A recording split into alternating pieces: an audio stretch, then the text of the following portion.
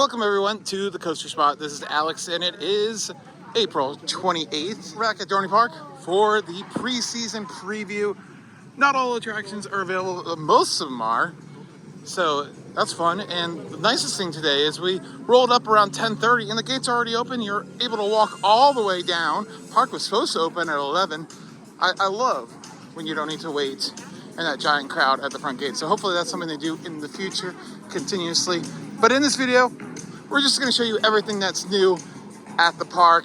We've already had two videos all about the Seal Yard and Iron Menace. So we'll get that out of the way really quickly and say, yes, the Seal Yard is the new section down here. There's a new bar called the Sipping Container. I think that's kind of a preview of, until they have the budget to build a full bar down here. And you have the Iron Mill Grill and Bar. The Possessed is still here. It has a new theme sign, but that's about it. And then you have the Steel Yard gifts. And of course, the big thing here is Iron Menace. That is the new for 24 roller coaster. It's an awesome ride. We already talked about it a lot, so we're not going to talk about it too much in this video. We'll go around and show you all the other things that are going on in the park because there are plenty of little things. Improvements, changes to some stores, and everything like that. So that's what this video is all about, and thank you so much for watching. If you could, hit that subscribe button, like, comment, and subscribe. All that stuff really helps the channel against the YouTube algorithm. Steel Yard Gifts is amazing. Such good merchandise for Iron Menace. And it's already open.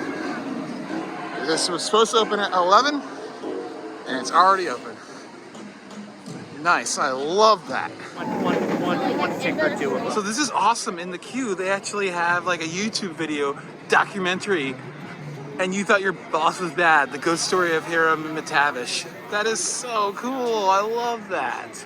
You got Paranormal PA on YouTube.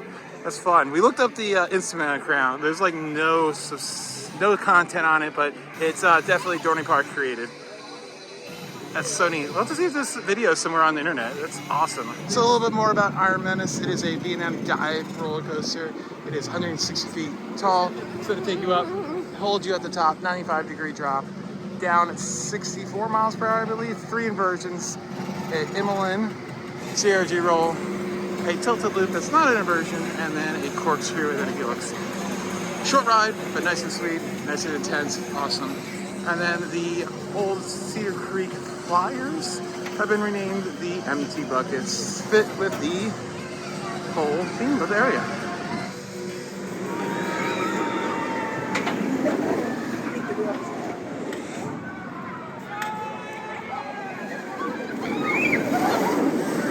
Over at Steel Force, the ride has received a brand new control system, new control booth. Doesn't really affect you as a guest, but what they have done is sped up the lift hill motor. So you're gonna go up a lot faster, and then you do not slow down when you get to the top before. If you ever ridden it and you were in like the front 2 cars, you feel yourself like hanging as you're waiting to drop down the first drop. Now you just fly over the top of the lift hill. Great improvement. I love it. It's great. As always, Steel Force, best coaster in the park. Thunderhawk, nothing new about it, but it is its 100th anniversary this year. New wraps on the train. The operator will be coming around to physically check your lap bar and visually check your seatbelt. Notify an operator if you need assistance. Please remain seated, facing forward. Keep...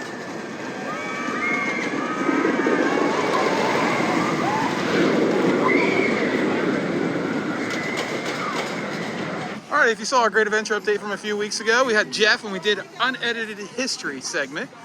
We have one for Thunderhawk, 100 years, so... 1924, out and back style design by Herbert Schmeck. Yeah, so this is what the layout used to be. Right now, that's where the turnaround is now. So all of this used to exist, and they chopped it all away. Yeah, so in 6 years later, and I was always told this because there was another park here, White City, I believe it was, or something like that, that had out and back, and they wanted to differentiate themselves. So. Yeah, and it's a really progressive layout for even that time, how it has all those twister turns and everything, diving curves. The head chopper effect. Oh my goodness, yeah. And the old station. The scooter. I barely remember. That's the old station before Al Bundo. We never saw that. We're not that old. No. No. And then in 1954, Yellow. was painted is known yellow? as Yellow Coaster. Yeah. So I believe that was to commemorate Dorney's 80th year. 54? 70th year. Okay. 70th year. There you go. And then there's Al Fondo. They now have a replica of that in the station. If you're coming back in on the right, you'll see it. It's really cool. But that was designed by, what's his name? Tracy. Bill Tracy. Yeah, Dark Ride guy. Yep. And the Dark Ride, the Journey Center was a Tracy. There used to be a Dark Ride. Yeah. It used to be, the scooters were basically inside the turnaround. The scooters were in there. Yeah. Over on this side was the Journey to the Center of the Yeah, Earth. I don't remember Journey. I remember the dark tunnel the first time I rode it. love Journey. I thought I was so scared of the tunnel. That was all I remember from my first ride. I was scared of the tunnel. Yeah.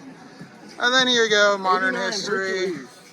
Yeah. So 89, Hercules is what caused the change to Thunderhawk. Yeah, because they wanted, the coaster, 2 coasters. Yeah, it makes sense. We're not Lagoon here. And then in 2016, they got the new trains with the lap bars. Love them or hate them. Removed the back headrest, which is That my was a biggest- positive I love thing. that. Yeah, those are no good. And then there's National Stats, Landmark. and then National Landmark by Ace, and then a New Year's there. So, yes. 100 years. Not quite as long as a 15-minute unedited segment from Six Flags, but we got 2 minutes. 2 minutes. Wait, for a single coaster, there's a lot of history here. Yeah, there we go. Let's move on to some other new things. Down here by Dominator, the food stands seem to be in tradition. No signs, no menu boards. So we'll have to see what happens to this, if it's going to be running at all this year or not. And they do have the Coca-Cola refresh. Hopefully that is running. Creek Mountain will be open in 3 weeks for the full opening. This is the preview days for the next 2 weekends, but the subway has been removed. The building's still here, but they have moved out.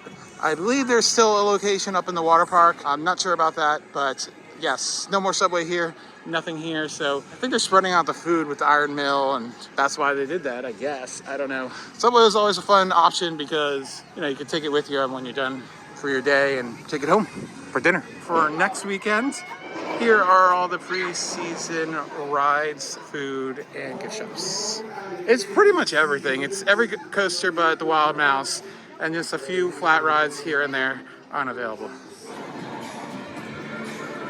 Across from Whitewater Landing, it's going to be Whitewater Tavern. This does replace the third location of Chicken Pete's. They still got the Cheeky Pete's in the water park, and you still have the Cheeky Pete's down crossing the Sea Dragon, so you still get cheesesteaks and all this.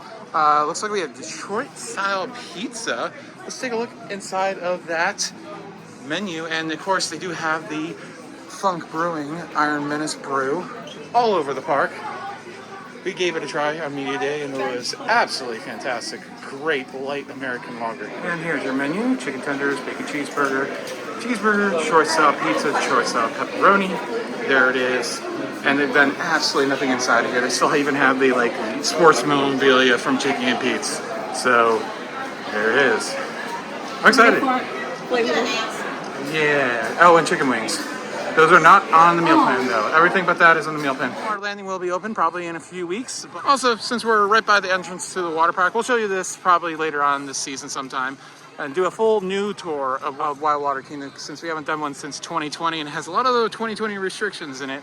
Got to replace that one. But the old speed slides, which were, I believe, an original slide to the park when it opened, were removed. They didn't operate last year, so that's sad. Hopefully they can replace it with something brand new, because the water park does need investment. They haven't had a new slide in there for over 10 years, so I feel like Wildwater Kingdom's investment time is coming up next after Iron Menace, but I wouldn't expect it to be next year. Iron Menace was very expensive. The Coca-Cola refresh stand here in the Talon Plaza has been updated with 2 Coke Freestyle machines, so you'll be able to get all those choices.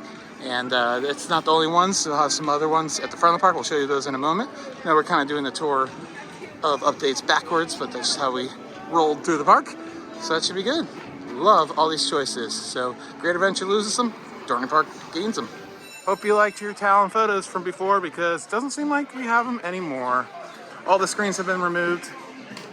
So maybe they moved all the equipment down to Iron Menace. There you go. You can get your photo on Iron Menace though. First thing that you would have come to if we had started the update down in Midway would be the Midway bar. So just a nice little pop-up bar right here. And here are all the prices. Iron Menace is $13. And then here you have the Funk Citrus. I'll have to try that out. And then some more basic stuff there. And then some snacks. But great to see this. Another place to get some alcohol. Coasters Drive-In does not have any of the specialty things. So like last year they had meatloaf and stuff. Just burgers, chicken fingers, and fries, onion rings. You know, it is preview day, so maybe they have a reduced menu today, but we'll keep an eye on it. On the way to the entrance to the water park, they got rid of this island right here. It had Wild Water Kingdom logo and everything, but that is because they have expanded the Coke Freestyle stand here. Always got busy, especially around closing time of Wild Water Kingdom, and yeah, it's gonna be nice. And all those freestyles in there, and you can see the other locations of the freestyles. The one by the Talon, and then there's one by the Sea Dragon as well. Maybe at Cheeky and Pete's, that would be fantastic. The Shack is now the sweet spot, so they've renovated inside of here. I mean, pretty much the same thing. It's a candy store. Looks nicer. Fresh, bright, refreshed. As promised, Cheeky and Pete's is still here. Get the crab fries, the cheesesteaks, and they do have freestyles over there. But that line is terrible. Oh boy. Looks like they have fixed the ordering kiosks. They were broken most of last year, so that's good. And that is everything that we've seen new here at Dorney Park for the 24 season. Probably won't see many upgrades throughout the season, but we'll do some videos, vlogs, and stuff throughout the season. They have the Summer Festival, right? In July or something like that. It's a replacement for Grand Carnival. Kind of toned down the whole event, but probably have the spirit of it, I believe. And then, of course, Haunt later on, and the water park opening. And yeah, we're gonna do a full tour of the Steel Yard eventually once the Zephyr opens. So thanks for watching. This has been Alex for Coaster Spot. Like, comment, and subscribe. Bye.